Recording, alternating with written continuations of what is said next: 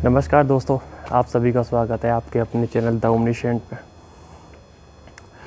कल रेलवे ने बहुत ही सरप्राइज़ दे दिया भाई, करवा चौथ वाले दिन है। बहुत लोग तो करवा चौथ मनाने के लिए प्रिपेयर हो रहे होंगे।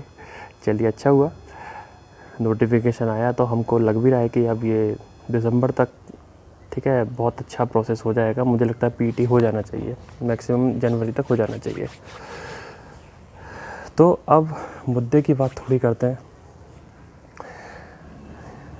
यूट्यूब खोला होगा आपने, तो आपने देखा होगा भाई कट ऑफ की बाढ़ आ गई।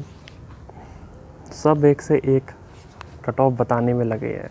सब बता रहे हैं कि भाई डेंजर जोन ये है, सेफ जोन ये है, ठीक है। सारी चीज़ें आपके सामने, जैसे सारा ज्ञान इनको है ना भाई। तब इनका ज्ञान कहाँ चला गया था जब फेज़ 1 का पहला पेपर हुआ था, ठीक है।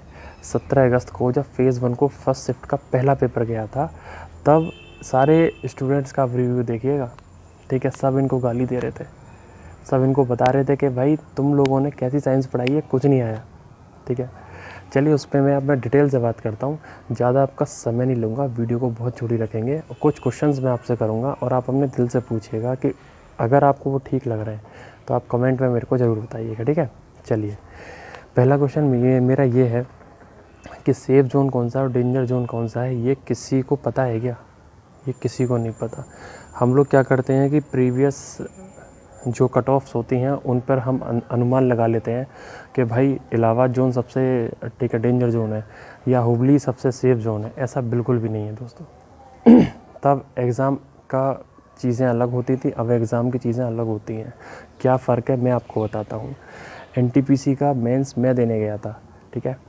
तो मेरा इलाहाबाद जोन से था, तो मैंने देखा कि इलाहाबाद जोन की जो कट ऑफ गई है वो इतनी हाई नहीं गई जितनी और जोन्स की भी चली गई थी, ठीक है। तो ऐसा नहीं था कि इलाहाबाद जोन रेड जोन है तो भाई इलाहाबाद जोन के बहुत ऊपर ही जाना है, ऐसा कुछ नहीं होता दोस्तों। देखिए, सारी चीज़ें होती हैं नंबर ऑफ़ स्टूडेंट, सारी जो चीज़ें होती हैं वो होती हैं नंबर ऑफ़ स्टूडेंट्स की क्वालिटी, ठीक है, कि आपके शिफ्ट में किस क्वालिटी के स्टूडेंट्स बैठे हुए हैं, ठीक है।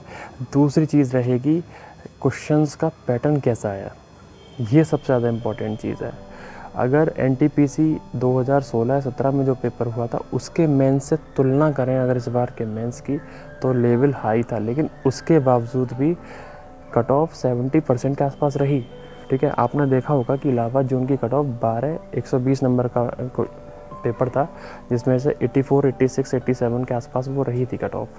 तो 70% क्वेश्चंस, और आप देखिए कि कोई भी नॉर्मलाइजेशन नहीं था, उसके बावजूद भी वहाँ पर लोगों ने कट ऑफ को इतना चढ़ा दिया कि आप अंदाज़ा लगा ही नहीं सकते कि कहाँ पर रेड जोन कहाँ पर सेफ जोन, ठीक है। आप बता ही नहीं सकते ये सब चीज़ें, ठीक है। ये सब मिथ है। तो अब हमको क्या करना चाहिए, ठीक है। अब देखिए, कुछ हो तो सकता नहीं है भाई। आप लोग एग्ज़ाम देने गए तो आपने ये देखा, ठीक है, कि एग्ज़ाम का पैटर्न 2018 के पैटर्न पर अगर आपने पढ़ाई करी होगी तो आपको दिक्कत हुई होगी, ठीक है। ये दिक्कत रेलवे बनाता है, सबके लिए बनाता है। अब ऐसा नहीं है कि ये दिक्कत सिर्फ आपके लिए है, ये दिक्कत तो सबके लिए है जो भी उस एग्ज़ाम हॉल में बैठा है ना। तो मैं ये कहना चाहूँगा, अब जैसे साइंस के मैं एक एग्जांपल देके आपकी क्लियरिटी करूँगा, ठीक है। जैसे आपने देखा होगा इस बार के जो ग्रुप डी का एग्ज़ाम था उसमें 2 क्वेश्चन डायग्राम से आ रहे थे, ठीक है।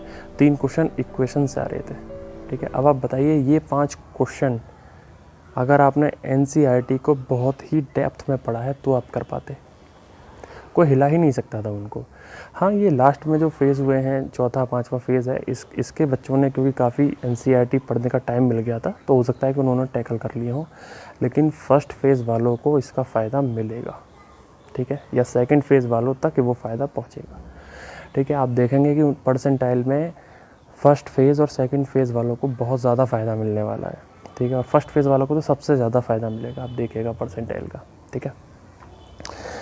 तो अब आपने ये भी देखा होगा कि ये जो यूट्यूबर्स होते हैं ये हमारे दिमाग से कितना खेलते हैं, आप लोगों के दिमाग से कितना खेलते हैं, आप इस बात को समझिए। जब ये एग्ज़ाम की प्रिपरेशन करा रहे थे तो ये आपसे बोल रहे थे, आपको याद होगा, ठीक है, आपको याद होगा जहाँ से भी आपने कोर्स ख़रीदा हो, परचेज़ किया हो, कि भाई कैसे भी करके 70 प्लस ले आओ, कैसे भी करके 75 प्लस ले आओ, आपका ग्रुप डी में हो जाएगा। लेकिन अब इनकी कट ऑफ देखिए, अब इनकी कट ऑफ देखिए आप, कट ऑफ है इनकी 60 प्लस, कहीं कहीं पे तो 55 प्लस भी दे रहे हैं। ये सब व्यूज़ का खेल है, ठीक है। बच्चे आप नर्वस हैं, आप जितना इसको देखेंगे ना उतना उनको लगेगा कि हमारा काम सफल हो रहा है, ठीक है। तो आप टेंशन फ्री रहिए, देखिए कुछ अब हो नहीं सकता, ठीक है। अब तो सिर्फ आप जिस भी भगवान को, अल्लाह को, जिसको भी आप लोग मानते हो उनसे आप प्रे करिए कि मेरे ज़्यादा क्वेश्चन गलत ना हो, ठीक है। देखिए अगर आपने तुक्केबाजी कर दी है लास्ट में तो आपका खेल बिगड़ जाएगा, मुझे ऐसा लगता है ना। और अगर आपने अपने आप को संभाल के रखा, लास्ट के 10 मिनट में देखिए एग्ज़ाम बिगड़ता है, ठीक है। लास्ट के 10 मिनट अगर आपने अपने आप को सेफ़ खेला, सेफ़ खेलने का मतलब क्या है कि अगर आपने पढ़ाई की है तो मुझे लगता है कि 75 तक अगर आपने अटैम्प्ट किया है, जिसमें से 6 या 7 या एवरेज अगर सबका ले लें 8, किसी का 10 भी गलत हो जाते हैं, ठीक है। तो 10 से 8 के बीच में अगर आपके क्वेश्चन गलत हो रहे हैं तो आपकी कट ऑफ वही 60 प्लस रहेगी, ठीक है। मैं सिर्फ आपकी बात कर रहा हूँ, मैं आपकी जोन की बात नहीं कर रहा, ठीक है। तो आपके जो मार्क्स हैं वो 60 प्लस रहेंगे, लेकिन 60 प्लस में आपका होगा या नहीं होगा ये तय खुद RRC करेगा, आप नहीं कर सकते, कोई यूट्यूबर नहीं कर सकता, ठीक है। तो चलिए कुछ देर की बात और है, सारा खेल समझ में आ जाएगा आपको, ठीक है। कोई रेड जोन नहीं है, कोई सेफ जोन नहीं है, ये आप बिल्कुल दिमाग से निकाल दीजिए।